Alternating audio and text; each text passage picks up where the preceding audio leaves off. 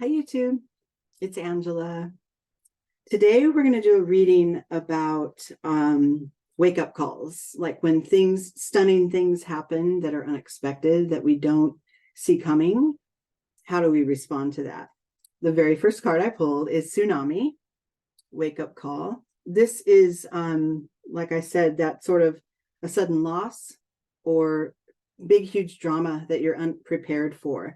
Something that comes through, which it happens to all of us in our lives. And what we find is that the way we respond and the way that we, accept sort of that energy that's happening, accept it, and then find a way to adapt and move on from it. The more we resist, obviously, we're going to get caught up in those waves, and we're going to get taken away without a lot of sense of control, right? So very first response I pulled here is cave, sanctuary, pull in. When this hits, when this big action hits, a big, maybe it's just a sudden realization that isn't something that's externally happening to you from your external world, but a sudden epiphany, like, whoa, why didn't I see it like this before? Or why didn't I see this truth that was hidden? That can kind of wreck our energy sometimes if we're allowing ourselves to take off with it. So the first response is to pull in, tap into that energetic quiet space that's deep within all of us. And also, if it helps, to enhance that sort of sense of protection and sanctuary, going into nature or going into your hot bathtub or into your bed or,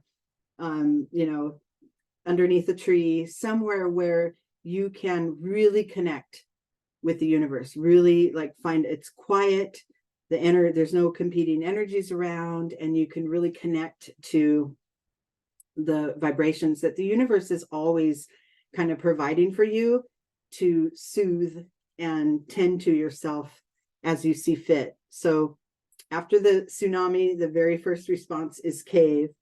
And then I got tree, I got grounding. And this is kind of the, now we're seeking balance, right?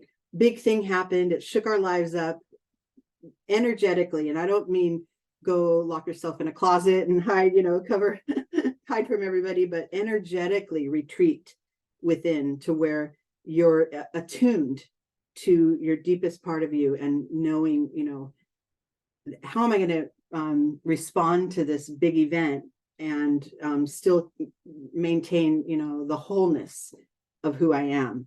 And getting grounded is a great way, right? This is another thing, the tree represents sort of that balance between earth and heaven. And that is grounded dreamers as well, right? Stay grounded, stay on this earth, stay planted, and then also be aware of and reach for those sort of unseen forces that are always there guiding us, the sort of the spirituality that we seek. So, but the grounding is important. This is a calling to return to your physical body. When this happens, like I said, that's a water element. That's an emotional. That's a in the nature of this tsunami, it's almost uncontrollable. And so our best bet is to pull back in, get grounded, return to your body, get out of your head, get out of your feelings, feel your feelings, and go through the thoughts that are in your head, right? Review them. Don't ignore that. But also at the first opportunity, get grounded, return to self, feel yourself rooted, right, in your space that you take up in this universe. And then once you start to feel yourself again and feel that alignment of the grounded tree, now I got mountain. Now you get to sort of shore up your resolve. Every one of us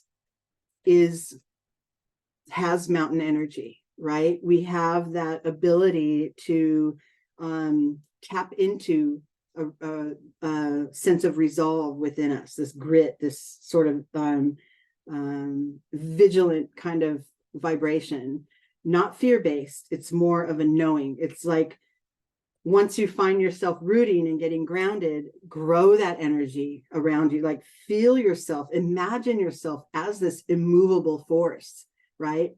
Energetically. I'm not talking about like in your life, I'm going to stand in the middle of the street and be immovable, but really sort of, feel the largeness and the solid energy that you carry, within you. We all do. Going from tsunami to the mountain, that's a journey, right? It's like, yeah, I'm all untethered and I'm floating around in this energy that's come upon me that wasn't expected. But you can find your way back to grounding, back to your strength, back to that sort of, if the tsunami tried to blow the mountain over or wash over the mountain, it's not going to do much, right? Because the mountain has already established itself as power and strength. So, okay, I'm going to take that 4-step card, those 4 steps of cards, and pull some Zen cards here, some tarot cards for clarifying. We'll start with tsunami. And then if we, there goes one. If we, if these come out, as I, in the way that gives us more clarity and more depth in order to achieve this shift from tsunami to mountain, right? And we can tap into these cards. Okay, so with tsunami, I love it. I got intensity, which, this is that's the whole nature of this wake up call card, is that things can really come out of nowhere sometimes, and they can take over our energy and make us feel without power, feel powerless, feel swept up in it, right? Swept up in the current. And that's okay. If you see that this card of intensity, there's a certain focus, like as much as that's going on here with all this density and this like energy charging forward, this figure is moving toward the light. They're going toward the light filled space that's ahead. And, there is a lot of reactive energy in that, in the tsunami card, but being able to stay focused and stay ahead of it, almost like, not getting swept up by all that intensity, leads to your breakthrough. I love it. This is coming in your 3rd chakra, in your personal empowerment. So this thing happened, threw me off, made me feel a little untethered, off my footing. Don't really know which way's up right now. But I can redirect my focus and sort of pinpoint the direction I need to go. And then that leads to my breakthrough, to my progress, right? To my progress in this. And this energy also is kind of, both of these cards have a real powerful energy that is, caused by the fallout from this thing, right? Whatever this event was. We don't have to stay there, right? We can just sort of say, okay, this big thing blasted my life apart, and now I'm going to, kind of redirect myself and head toward the light, or head toward, that space within me that I know I occupy, that has my sense of calm, that brings me back to calm in the midst of this tsunami. And that's, as we're heading toward our sanctuary, we're getting ready to run for cover, right? And then with that sanctuary card, look at that, I got isolation. So that is that point of sort of tuck away, find your own sort of shielded space that you can take cover in until, all the drama washes by, or until you can find a productive path forward out of all this churned up emotion and drama that could be happening. So the isolation card's good because it's saying, go within, take cover. And like I said before, this is not interpreted literally. So it's like, I mean, you can, if it helps for a day or so, to go take cover, pull the covers over your head, and regain your grounding. But also it's also energetic. You could be within your cave, safely behind your shields in the midst of this fallout. It could be happening all around you, and you could still take cover energetically and hold your space for yourself. That's kind of what this guidance is saying. And then once you're in there, once you're tucked into your your safe space of energy that you've created, I pulled abundance.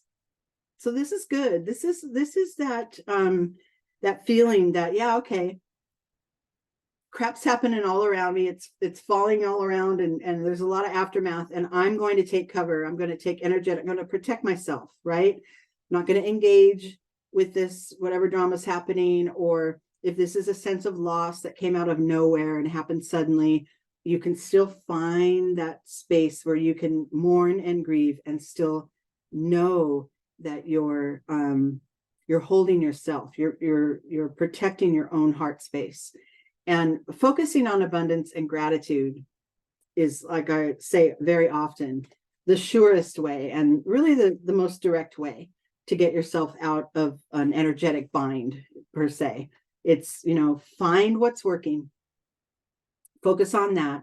There's a tsunami going on around me and everything's falling apart, but I can take cover and focus on either I'm going to make it to the other side of this. I can see that light that's ahead, and I'm going to make it there. And I just know I'm going to be okay. That alone is incorporating your sense of gratitude. Like I know, the positive sort of mindset. So I like that came out in the cave. Focus on the abundance. That will help you in your next step of getting grounded. So with the tree card, I pulled totality. This is that sort of sort of laser sharp focus. You're in the zone here, right? Especially as you're returning to body, especially as you're getting grounded again and finding your roots and your standing among all of this activity that was caused by the tsunami. As you're getting grounded, it's stay in the zone, keep that focus. Don't lose sight of what it is you're trying to achieve, which is regrouping, realigning, and getting ready to take it on, right? The stuff that's coming at you. These three acrobats here are, doing their thing in the air. If one of them were to, say, oh yeah, I need a babysitter Thursday or whatever, like sort of take their mind off of the task at hand, they're going to all tumble down. So it's a matter of, in your practice, as you're in your energetic sanctuary, in your grounding practice, do it fully. Make sure that you're, completing that rooting. You can feel your roots go all the way to the center of the earth, and that your crown chakra connects all the way to the heavens, to the sky, to the universe, whatever the word is that you use. It's a practice, and it's also, it's very enlightening and very effective if you can, get it in that sort of zone, that quality of complete immersion into the activity. Then with that, I pulled source. This is your sense of, this is, once you get grounded, you return to your sense of purpose, your sense of source, the energy that is there supporting you, right? Some call it the creator, the divine, God, whatever kind of life force energy, whatever kind of a word that you apply to that, it's the same energy. It's that life force energy. And this actually rests deep within you. You're connected to it through your soul. And so that's beautiful, because with the grounding card, we find our way back to our soul by returning to the body. They all work together. And we want to make sure that as we're resting and rerouting our energy, that we're doing it with purpose, with a focused intention. Okay, let me pull a couple cards for the mountain. Oops, one fell. I'm going to get it. Okay. With the mountain, this is that sense of power, that that your energy and that your own vibration is bigger than just you, right? It's almost like, if you can imagine, as you're doing your grounding work, you get yourself rooted and connected, root to crown, and then there's a widening of the energy. There's an expansion of the energy, and that's the energy of the mountain. It's not only connected and stable, it takes up a little space. There's a power to it, and almost, it's almost like a dare to the universe, because the energy is so solid, immovable, like a mountain, not stubborn, right? Not defensive, just confident, and knowing that I regain my power here, right? Moving from the tsunami, if you're the mountain in the course of the tsunami, there's nothing that can do to you, right? This is going to prevail. And with the mountain card, I pulled change. So this is our reminder that this energy of the tsunami that came about, it's a constant. It's not just a once in a lifetime, event to have destructive energy, to have things fall apart, to have things suddenly show up that we're not ready for. That's not only once in a lifetime. That happens to us over and over. That's the change. If we are gripping right to the edge of this wheel as it's spinning around in the air, we're going to get dizzy and fly off. We're going to have this kind of a vibration kind of more often than not. The trick is to rest in the center of that wheel. As everything spins around, if you're in the center of gravity, if you are grounded and holding yourself in as much alignment as possible, then when all this stuff happens and the tsunami comes along, you're not going to be as thrown off track. You're not going to, be taken off with the energy. That's what the energy of the mountain provides. It allows you to sustain that natural rhythm of change that's always there. And then our final card here to go with the mountain is trust. This is one of my favorite cards in the deck, because that figure is just soaring. Like, she doesn't know where she's headed, right? She's in the middle, say that, she's in the middle of this change. She doesn't really know where she's headed, but it's okay, because she knows she's held, right? She knows, even if she starts to descend there a little bit, her, the wind might buoy her back up, or, she might land on a mountaintop and have that solidity back in her experience. So I really love that. I love the way these cards came through and matched up with the oracles. I'm just going to pull a couple more, just as a sort of send-off message, and see. Oh, actually, I think I'm going to pull from this deck, Notes from the Universe on Love and Connection. This is kind of like a message from the universe for all of us as it pertains to going through this kind of a wake-up call, going through something that is, completely shattering or completely unexpected. Okay, let me see what we got here. So look at that. Well, we'll see. I got You Will Be Surprised. I think, this process of allowing for big energies and big upsets to be there. The change isn't always bad, right? It's just the shift in energy, that sudden shift in energy, that throws us off and brings about some fear. But I think if we will, be diligent in staying attuned to our energy, pulling in, realigning, and then knowing that we have what it takes to sustain any hit that we take. You know, I love that, because you'll be surprised at how well it might turn out, or how, you know, quickly the tsunami might pass if you incorporate some of these protective measures for your own energy, right? Like I said, this is not active guidance to take, you know, I need to get out and do this and fight again. It's really just, how do I energetically handle it when anything happens in my life that comes out of nowhere, that throws me off and gets me really out of alignment. It's like, return right back to your, you know, protective, quiet energy, and reground and realign. So I love the order, the way these came out in the perfect right order. I hope you guys did too. And you know, happy tsunami season. No, I'm just kidding.